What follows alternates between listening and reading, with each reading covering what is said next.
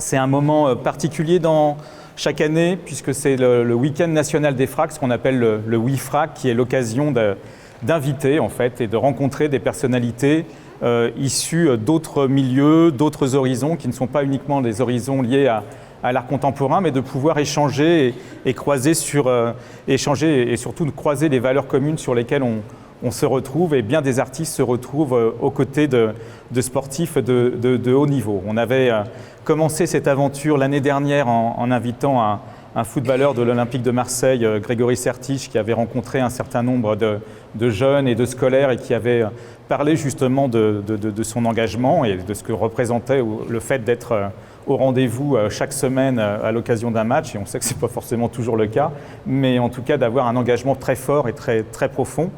Et on continue cette année et on est très heureux et très honoré de recevoir Christopher Pratt. Christopher que nous avons rencontré grâce à Raymond Vidil qui nous a mis en contact, et ça nous semblait d'une évidence absolue que le monde de la voile et que le monde de la compétition puisse se retrouver à un moment donné au FRAC et qu'on puisse échanger sur justement l'engagement, cette notion d'engagement partagée entre les sportifs et les artistes contemporains de nos jours. Très honoré puisque c'est vraiment à quelques jours de retour du Brésil et de Bahia que Christopher nous fait l'amitié d'être parmi nous aujourd'hui.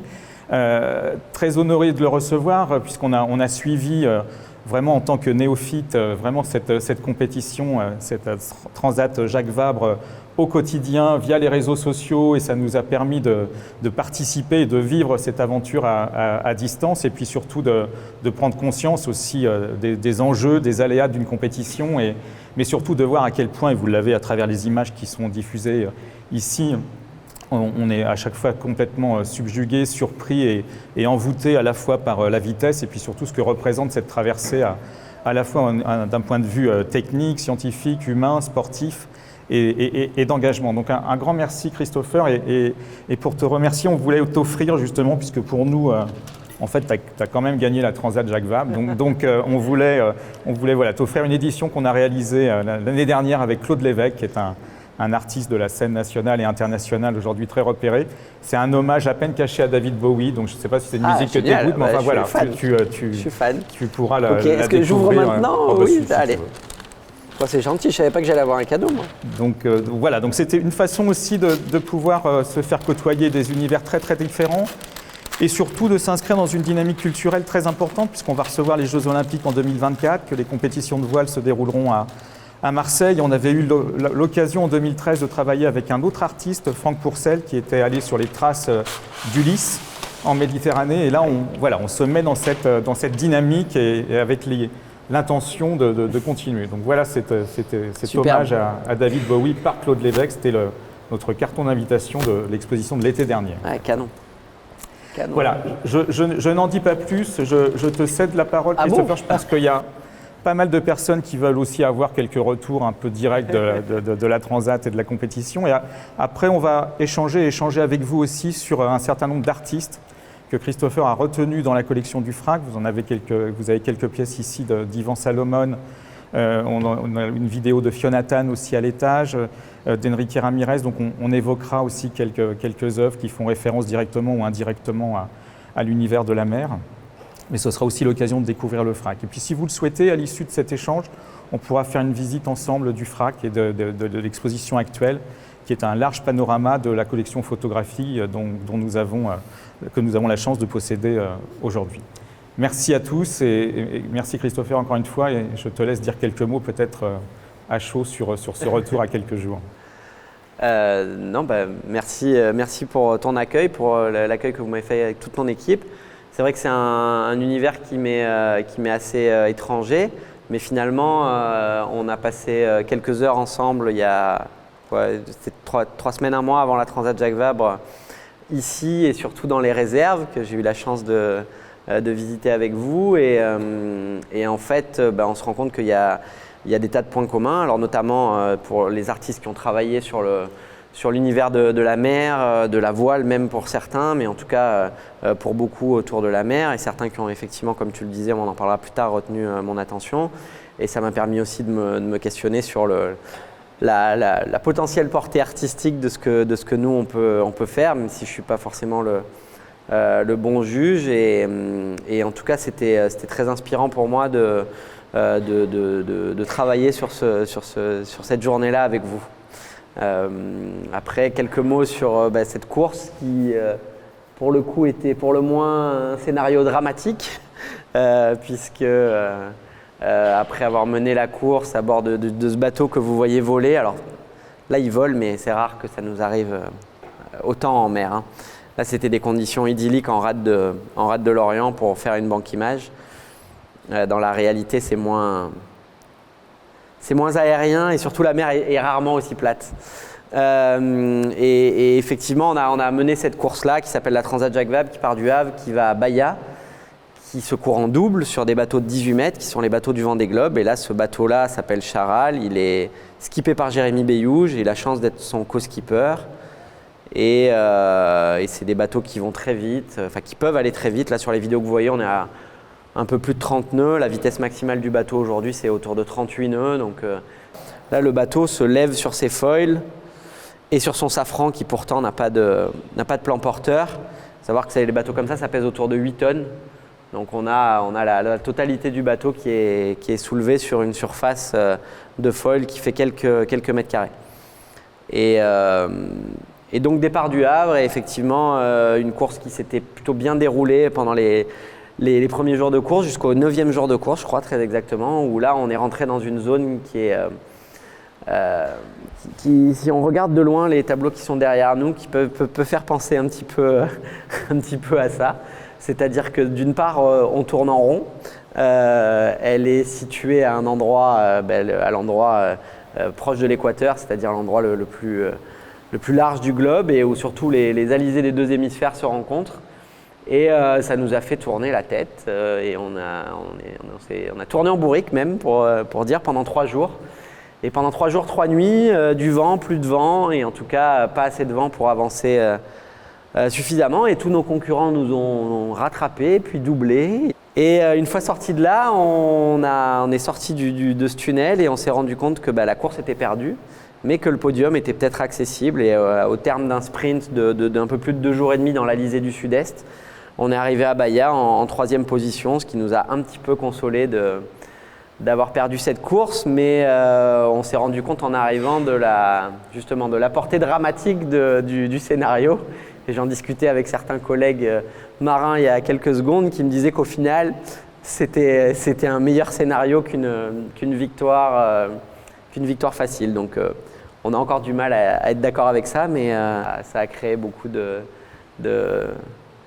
suspense, d'énergie, d'énervement. Ma fille qui m'a dit qu'elle avait jeté son téléphone de rage. Moi aussi, j'ai tapé, j'ai crié, j'ai pleuré sur le bateau.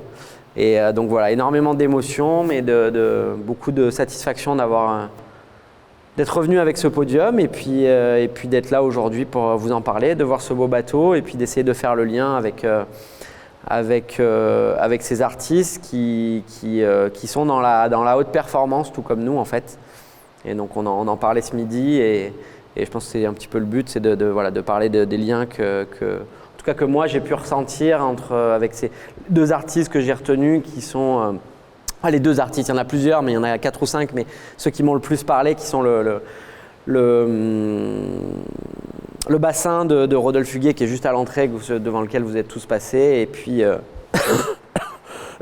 pardon, excusez-moi, et puis les aquarelles de Yvan Salomon que vous voyez là, et qui m'ont aussi vraiment marqué pour des raisons diverses qu'on va peut-être évoquer après. Je sais pas, je te laisse la parole, ou si vous avez des questions.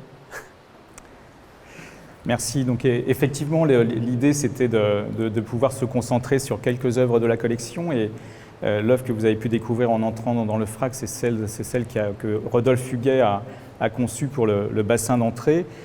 C'est un travail très particulier, puisque c'est aussi une démarche d'engagement de l'artiste aussi aujourd'hui, puisque c'est un travail qu'il a mené aux Tuileries Monnier à Marseille, avec la complicité et la bienveillance en fait de cette entreprise, qui l'a invité à venir puiser sur les chaînes de production un certain nombre de tuiles Et à partir de cette huile qui était abîmée ou qui était marquée, tachetée, qui ne pouvait pas être commercialisée, de pouvoir les prélever et de les mouler à sa façon et d'en faire en fait des univers oniriques, des univers qui soient porteurs d'autres messages que la tuile d'origine, qui n'est pas si éloigné aussi du message que Rodolphe nous donne à voir à travers ces barques qui ont été installées sur ce bassin. C'est à la fois la tuile, c'est la protection, c'est la maison, c'est le domicile, et évidemment ces barques renvoient à l'univers des migrants.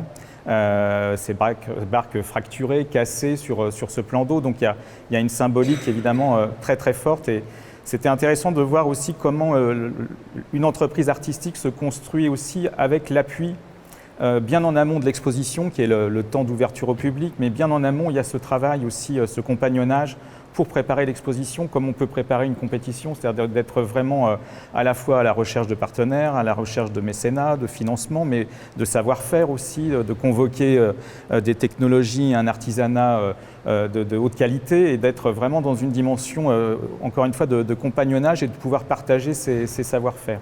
Et c'est une œuvre qui nous parle de ça aussi, même si on ne le voit pas dans sa réalisation finale, elle porte en elle tout ce parcours. Et je crois que ce sont des valeurs qui sont aussi avec l'univers du sport de haute compétition et de la navigation. C'est aussi tout ce travail qu'on imagine et qu'on peut aussi parfois un peu fantasmer, qui est tout ce qui se passe avant et qui est évidemment primordial avant le temps même de la course et de la compétition. Je te laisse peut-être réagir à cette première œuvre. Oui, alors je vais oui, asseyons-nous. Je vais l'expliquer avec des mots plus simples, forcément.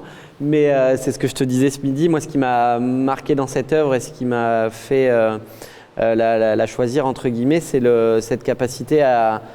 Enfin, le mot qui m'est resté, j'y pensais cette nuit, c'était faire avec ce qu'on a.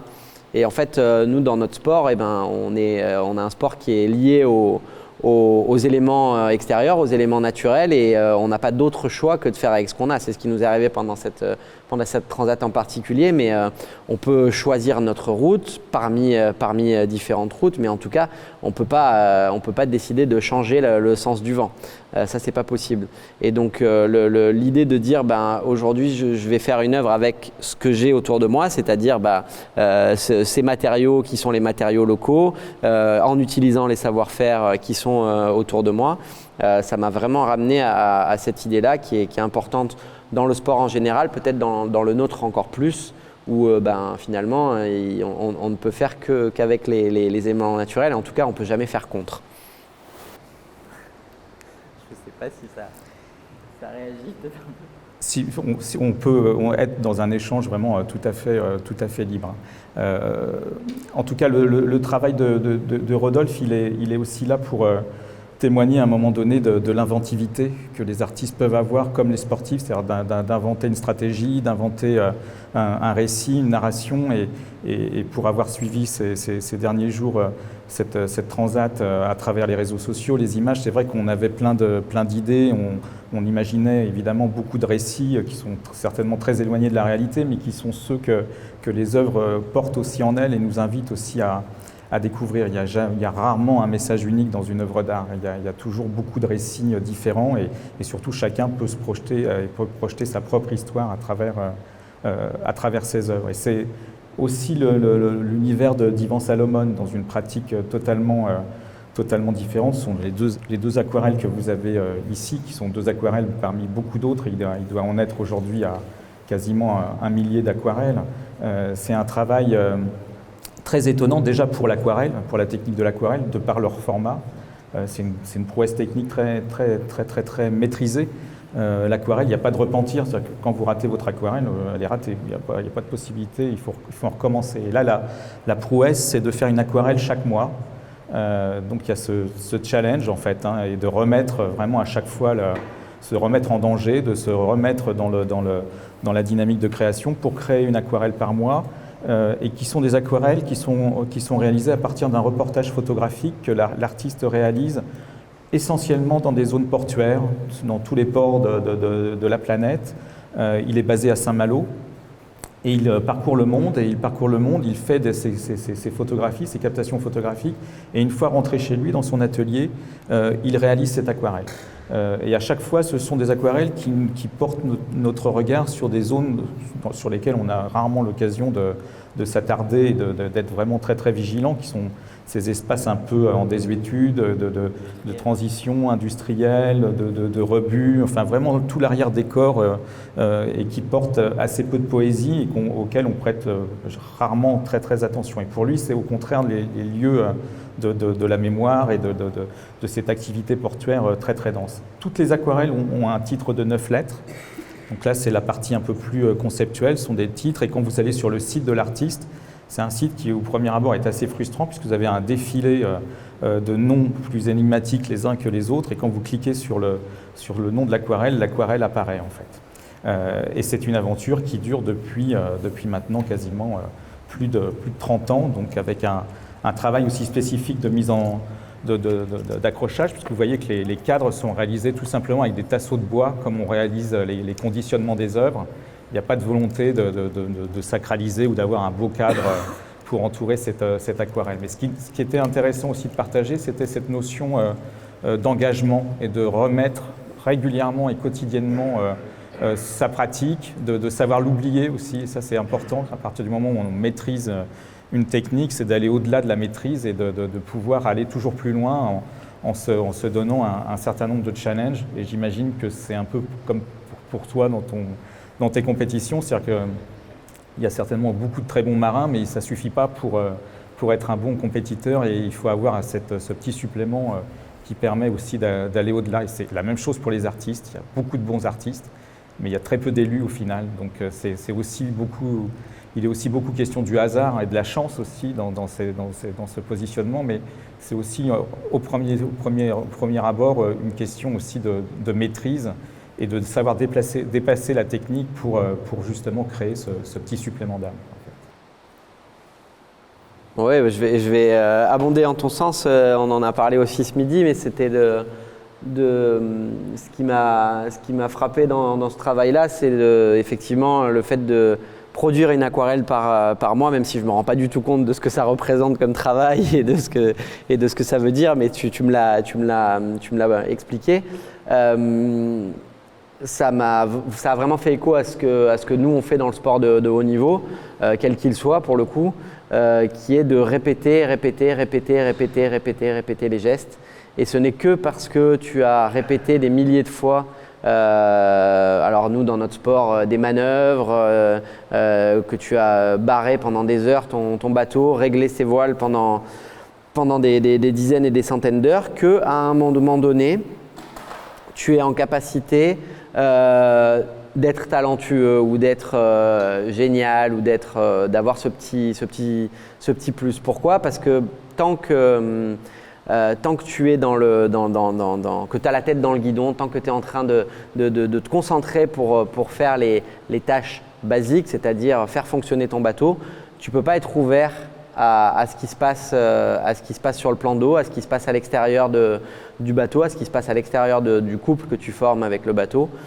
Et du coup, tu ne peux pas être créatif, tu ne peux pas déceler le petit changement de couleur du nuage, la petite risée, ce qu'on appelle une risée, hein, c'est le vent qui se renforce et qui donc va colorer l'eau différemment.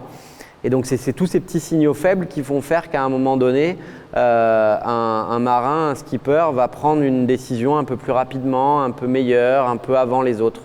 Et je pense que dans la répétition de ce type d'œuvre, et c'est ce que j'en ai compris aussi dans les explications qui m'ont été fournies par ces experts, c'est que c'est justement la répétition de ce travail-là, quotidiennement, mensuellement, qui permet à cet artiste de nous faire voir ces endroits-là d'une manière complètement différente et d'avoir un œil génial.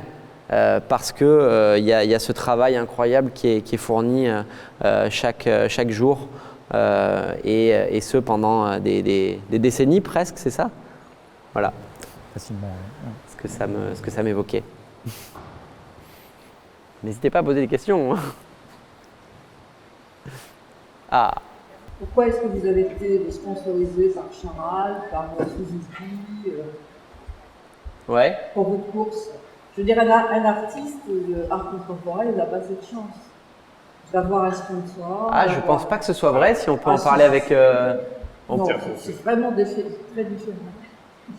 Alors, peut-être que je vais te laisser répondre, mais je ne suis pas un expert, mais j'ai discuté avec Raymond, qui est quelque part dans la salle, voilà, qui est là, et qui, pour le coup, il ne sponsorise pas des artistes, mais il les accueille en résidence dans son entreprise. C'est très rare, mais c'est la même chose. C'est un vaste sujet, parce qu'effectivement, aujourd'hui, ce qu'on voit souvent, c'est le résultat final. Ça peut être une compétition, ça peut être une exposition, mais en amont de l'exposition, il y a une démarche qui est plus une démarche solitaire, parce que l'artiste, il reste toujours seul, comme le compétiteur, il est seul face à ses résultats et face à son exposition ou à son classement. Mais en amont, il y a tout un collectif. Et c'est ça qui est intéressant aussi à partager, c'est que, et on le voit à travers l'activité même du FRAC, c'est-à-dire qu'un projet avec un artiste, ça se prépare 2 ans, 3 ans, voire 4 ans à l'avance. Des dizaines de personnes qui travaillent à la fois sur la partie conception, la partie mise en exposition, la partie recherche, évidemment, de mécénat, de sponsoring, de financement, mais c'est une aventure collective. Et le résultat final, il est effectivement juste une confrontation à un moment donné et incarnée par des personnes. Mais c'est vrai que le monde du sport, on est plus habitué, parce que médiatiquement, on le voit dans tous les sports, qu'il y a ce lien très étroit entre le monde économique et le monde du sport, et parfois avec tous les excès et toutes les incompréhensions qu'on peut constater de différences entre certains sports, mais surtout on le voit aussi chez les artistes, puisque on est aujourd'hui dans une économie qui se réinvente avec justement cette dimension publique, privée, partenaire, et qui ne sont pas que des partenaires financiers, c'est aussi des partenaires en termes de savoir-faire. On a besoin, les artistes aujourd'hui ont énormément besoin de travailler avec des artisans, de travailler avec des ingénieurs, de travailler avec des chercheurs. Et ça, cette valeur ajoutée, on va effectivement la chercher dans des univers qui peuvent sembler au premier abord très très éloignés du monde artistique. Mais c'est une évolution vraiment très forte du monde de l'art contemporain aujourd'hui. Si vous prenez Jeff Koons qui fait débat continuellement, Jeff Koons, on peut en penser tout ce que l'on veut d'un point de vue esthétique, mais on ne peut pas lui retirer le fait que toutes ses œuvres sont magnifiquement réalisées en fait, et qu'elles convoquent des savoir-faire aussi et une ingénierie de haut vol. Et il y a beaucoup d'artistes qui sont à ce croisement entre savoir-faire et la dimension purement esthétique.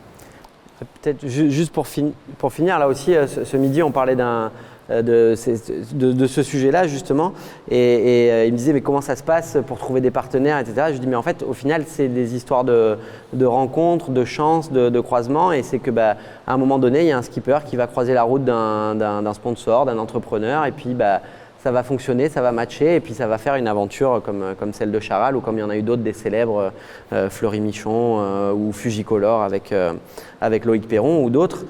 Le skipper d'à côté ou l'artiste d'à côté, il n'est pas moins talentueux, il n'est pas moins bon, il n'est pas moins extraordinaire, mais il n'est pas tombé au même moment, au même endroit, et sa carrière n'a pas décollé forcément de la même manière. Donc, et je pense que c'est vraiment des choses qui se vivent aussi dans le milieu artistique.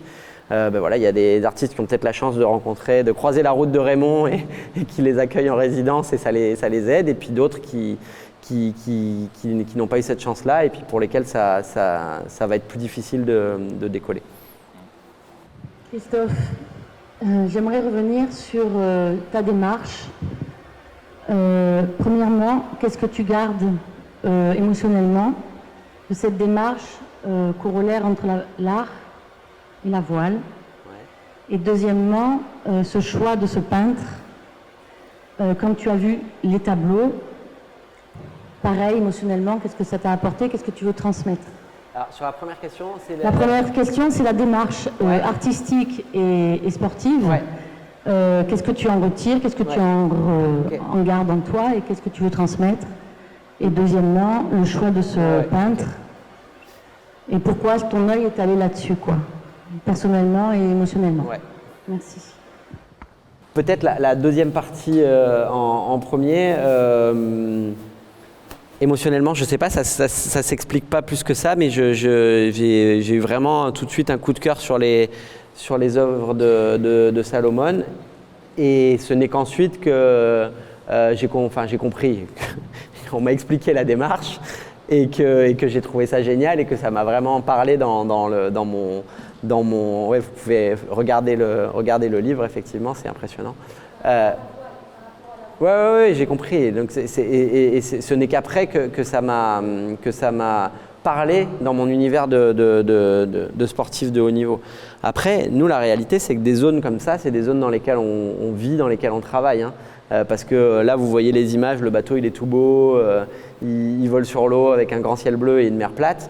Mais 80% du temps, notre travail, et j'ai des collègues qui sont là dans la salle, on le passe effectivement dans les ports, dans les zones techniques, à travailler sur les bateaux, à les optimiser, à les entretenir. Et donc, c'est des décors qui ressemblent à ça. Pour Huguet, c'est un coup de cœur quand on rentre dans le frac, il y a ces barquettes et l'historique qui va derrière. Donc ça, c'était plus simple. Mais là, pour le coup, le fait de dire on fait avec ce qu'on a, c'est vraiment quelque chose, quelque chose qui me parle vraiment. Et j'ai plutôt tendance à essayer de simplifier les choses. Quand je vous donne un exemple, si quelque chose casse sur un bateau, je vais plutôt tendance à dire quelle est la meilleure version dégradée que je peux avoir avec cette chose cassée, plutôt que d'essayer à tout prix de le réparer. Des fois j'ai tort, des fois il vaudrait mieux réparer que d'essayer d'avoir une version dégradée, mais parfois ça me donne raison parce qu'effectivement l'objectif c'est de continuer le plus rapidement possible à produire une bonne performance et donc de simplifier la chose en disant ok, en fait c'est pas grave. Ce truc-là, il ne fonctionne plus, il ne marche plus, c'est cassé, ou ça ne marche pas, ou je me suis fait mal, mais ça ne m'empêche pas de produire une performance proche de l'optimal. Et ensuite, ce que ça évoque dans moi, mon métier, j'en ai un petit peu parlé avant, mais que sur les deux artistes, pour moi, j'ai vraiment pas le sentiment d'être un artiste. Par contre, on a, eux comme moi, une quête de performance et d'améliorer le geste. La chose la plus artistique qu'on puisse faire, nous, et qui peut être jolie d'ailleurs, c'est les trajectoires. C'est-à-dire que moi, j'aime beaucoup regarder les trajectoires des bateaux, même si là, je vous avoue que je n'ai pas regardé la trajectoire de la Transat. J'ai encore du mal à voir cette partie un petit peu compliquée. Mais de faire une trajectoire, et moi, je peux vous raconter la trajectoire qu'on a faite jour par jour, presque heure par heure, et pourquoi à chaque fois, on a pris telle ou telle décision et au finalement ça dessine cette trajectoire-là dont je suis très fier, mais ça m'arrive à l'inverse de me dire que il y avait des grosses bêtises dans une trajectoire. Mais je trouve que ça parle beaucoup et pour le coup c'est un écrit, c'est quelque chose qui pourrait rester, sur lequel on ne travaille pas forcément toujours artistiquement parlant, mais qui pour moi est très révélateur de la personne qui la trace en fait.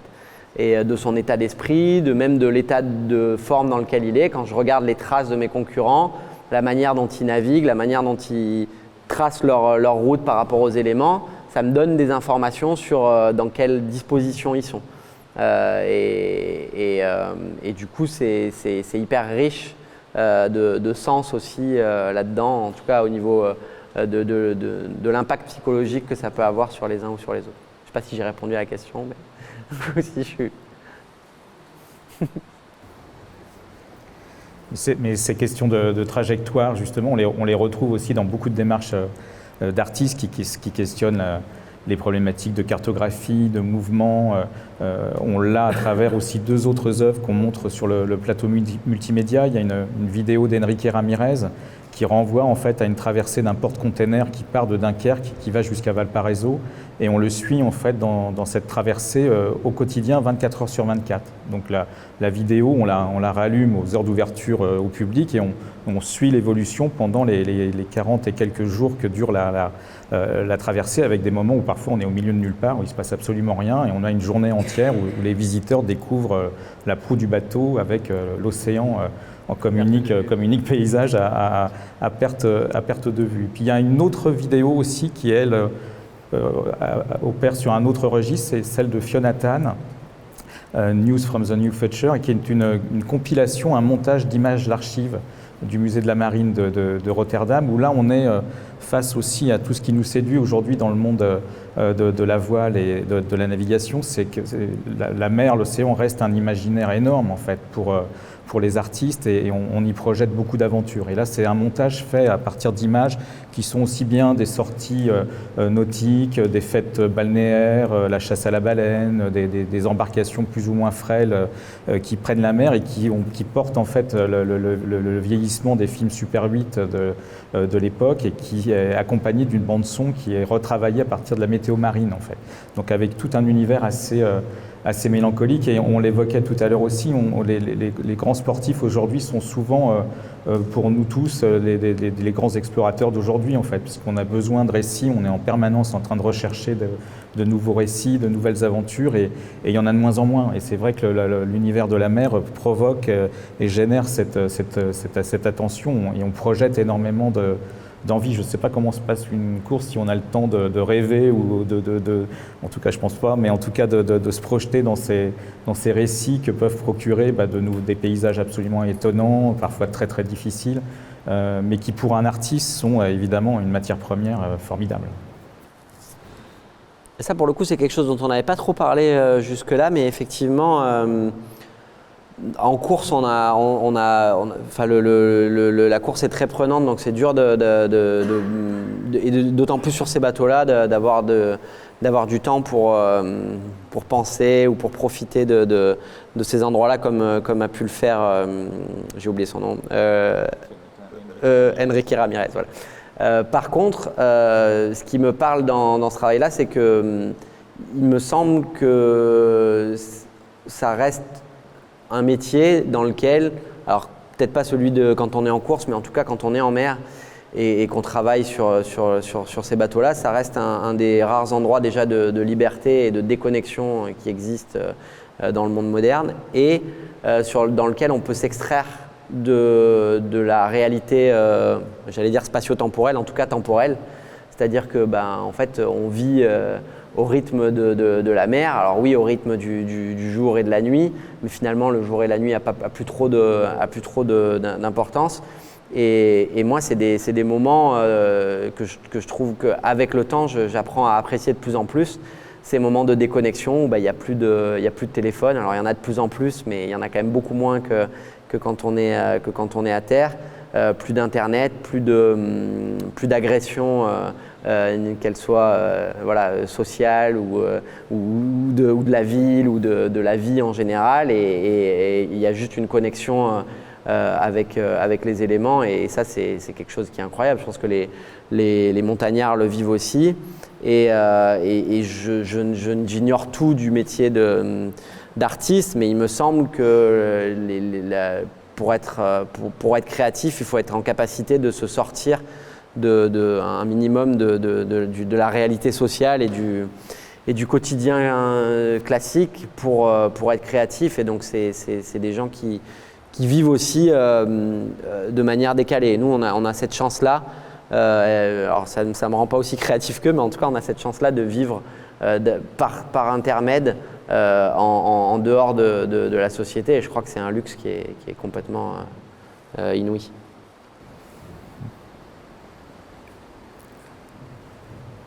C'est vrai que les artistes du XXe siècle et les artistes du XXIe siècle ont toujours eu cette faculté de nous livrer des nouveaux regards sur le monde qui nous entoure, en fait, qui sont des regards libres, ouverts, affranchis de toutes les barrières et de tous les a priori qu'on peut avoir dans notre vie au quotidien. C'est ce qui les rapproche aussi souvent des chercheurs.